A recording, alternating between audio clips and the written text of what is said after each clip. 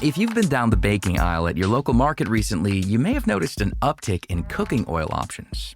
What used to be a shelf of the basics has now exploded into a full display of options, including vegetables, nuts, fruits, and animal fat.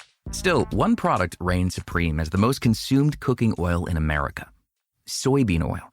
Its neutral flavor, versatility, and low cost has made soybean oil the most commercially popular option. But Sonia Deol says its abundance of linoleic acid, or LA, makes it appealing to our bodies.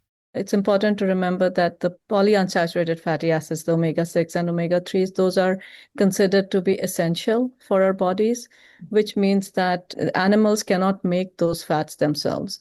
Whereas most of the saturated fatty acids, they actually can be produced inside our bodies also from other compounds that are available.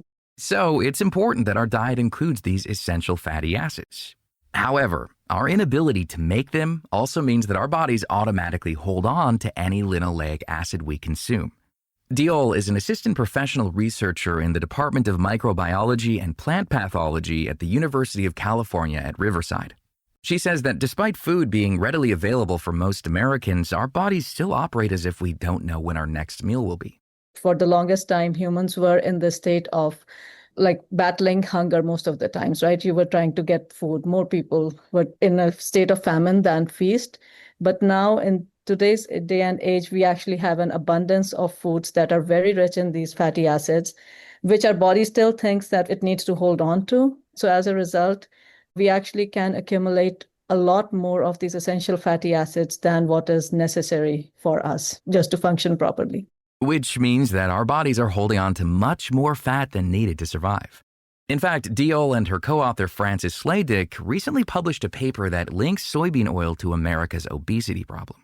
The paper, published in the Journal of Lipid Research, reveals that the metabolites created when our body breaks down linoleic acid in soybean oil may be driving obesity. Fats get broken down, they get modified, they get broken down, and they get changed into different constituents. Some of this is necessary just to process the fatty acids. It's just what the body does. Sladek is a professor of cell biology and toxicologist at the University of California at Riverside.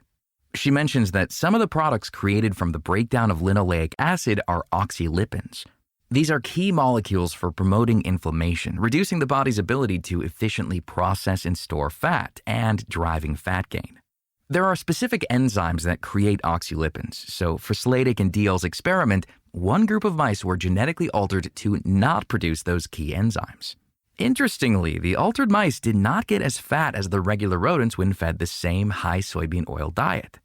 The researchers then took it a step further to test if their hunch about linoleic acid held true, feeding a third group of mice coconut oil.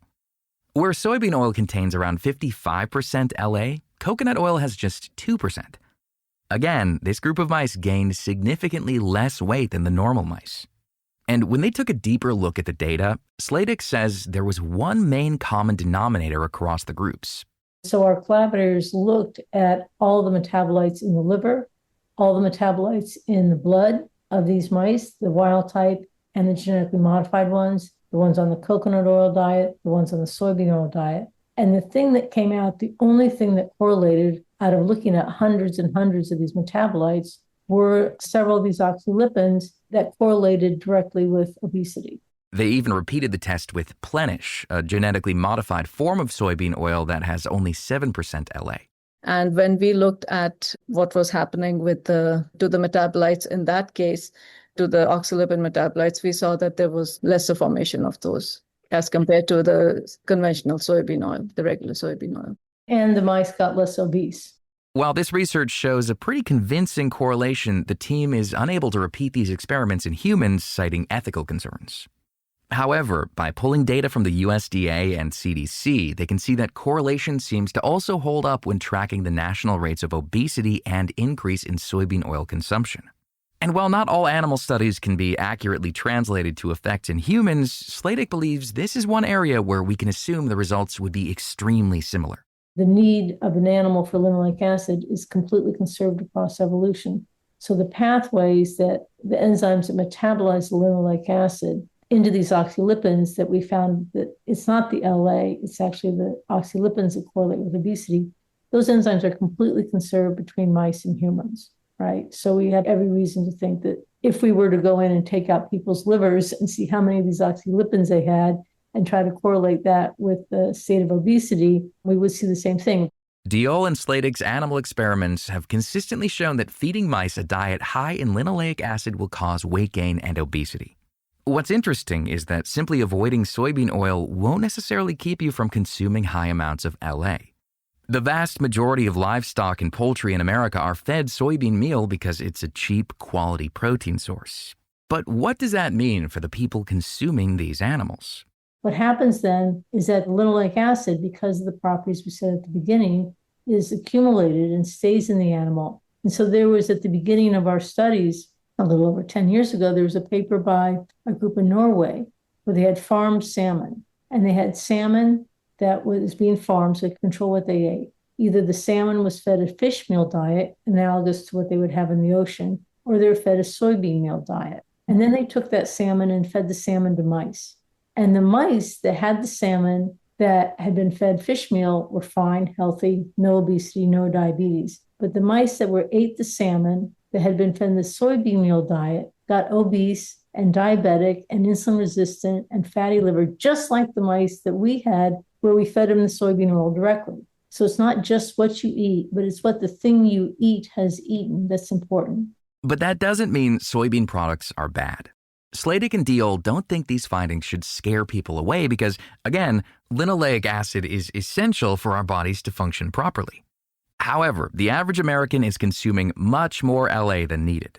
Soybean oil is the primary fat source in processed food, including chips, salad dressings, and baked goods, not to mention all the fried options at fast food places. Next time you get groceries, check the labels. You'll be shocked to find this oil in the most unassuming products. Being cognizant, reading what you're eating, and I think Americans are getting very good at that. And when you have those options to have something that is not based on soybean oil or corn oil or safflower or sunflower seed oil, choose the alternative.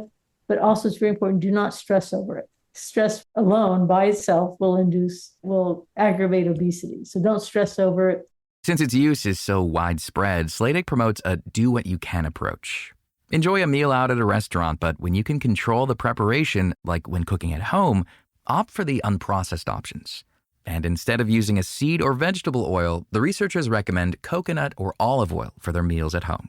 Linoleic acid, as we said, is essential. Having some in your diet is absolutely critical, but too much is not a good thing.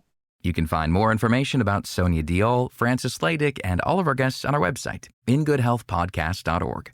For more behind the scenes, follow In Good Health Pod on Facebook, Instagram, and X. Our writer-producer is Kristen Farrah. Our production manager is Jason Dickey. I'm Greg Johnson.